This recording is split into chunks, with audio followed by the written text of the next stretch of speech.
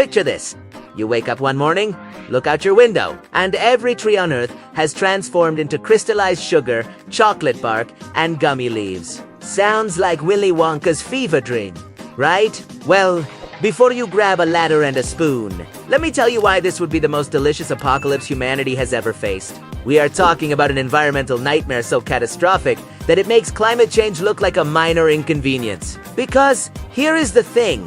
Trees are not just pretty decorations standing around looking photogenic for your Instagram posts. They are the planet's life support system, and replacing them with candy would be like swapping your lungs for cotton candy. Spoiler alert, you would not survive long enough to enjoy the sweetness. Let us start with the obvious problem: oxygen production, or rather, the complete lack of it. Real trees are basically giant air factories, using photosynthesis to pull carbon dioxide out of the atmosphere and pump out oxygen.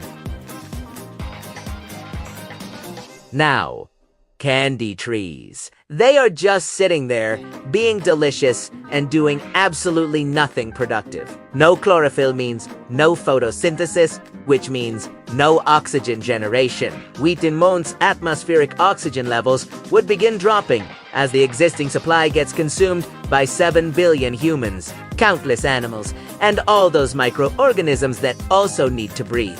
Scientists estimate we would start experiencing global hypoxia within a couple of years, and by then, your candy-coated wonderland would turn into a suffocation chamber. The irony, you would be too oxygen-deprived to even enjoy that chocolate bark you have been eyeing. But wait, it gets worse. Remember, carbon sequestration. That is the fancy term for trees sucking carbon dioxide out of the air and storing it in their biomass and in the soil. Forests currently absorb about 16% of all greenhouse gas emissions from cars, factories, and your uncle's ridiculously oversized truck. Without trees doing this crucial job, atmospheric carbon dioxide would skyrocket faster than you can say climatic catastrophe. And here is the kicker. Candy trees would not just fail to absorb carbon, they would actually contribute to the problem, as these sugar structures inevitably melt in the rain, get devoured by bacteria and fungi, or simply decompose. They would release their carbon content back into the atmosphere. We are talking about an acceleration of global warming so severe that the polar ice caps would melt faster than ice cream on a summer sidewalk. Within decades, we would be looking at temperature increases that make current climate projections look optimistic.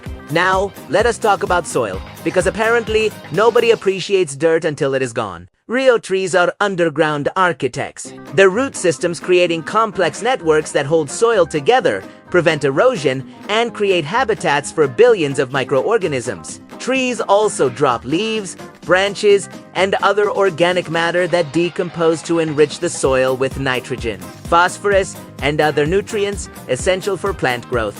This organic layer can store more carbon than the trees themselves. Candy trees, meanwhile, would offer precisely zero soil benefits. No root systems means massive erosion would wash away topsoil wherever it rains. No leaf litter means soil fertility would plummet. And when those candy trees start dissolving in the rain, the resulting sugar runoff would create a toxic sludge that kills beneficial soil bacteria and fungi. Basically, you would transform fertile land into a sticky, nutrient-depleted wasteland that cannot support agriculture. Hope you enjoyed vegetables while they lasted, because your new diet is going to be remarkably monotonous.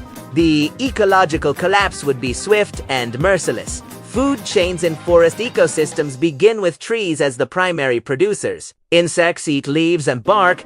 Birds and small mammals eat the insects and seeds. Larger predators eat them, and so on up the chain. Candy trees cannot photosynthesize, which means they are not really producers in any meaningful ecological sense. Sure, animals might initially enjoy the free candy buffet, but sugar cannot replace the complex nutrients that wildlife needs to survive. Herbivores would starve first, followed quickly by the carnivores that depend on them. We are talking about a mass extinction event that would make the dinosaurs' demise look like a minor setback.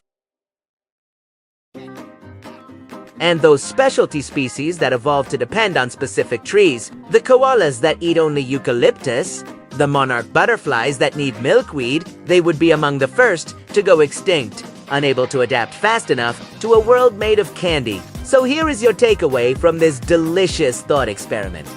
Trees are not optional. They are the foundation of terrestrial ecosystems, the regulators of our climate, and the reason you can breathe without carrying around an oxygen tank. Turning them into candy would be an environmental catastrophe of such magnitude that humanity would be facing extinction within a generation. The next time you walk past a tree, maybe give it a little nod of appreciation. It is working hard to keep you alive, and unlike a candy tree, it is actually good for you. Although, let us be honest, a world where we could sustainably harvest candy from renewable candy trees would be pretty amazing. Too bad physics, chemistry, and basic biology have other plans. Reality, as usual, is significantly less sweet than our fantasies.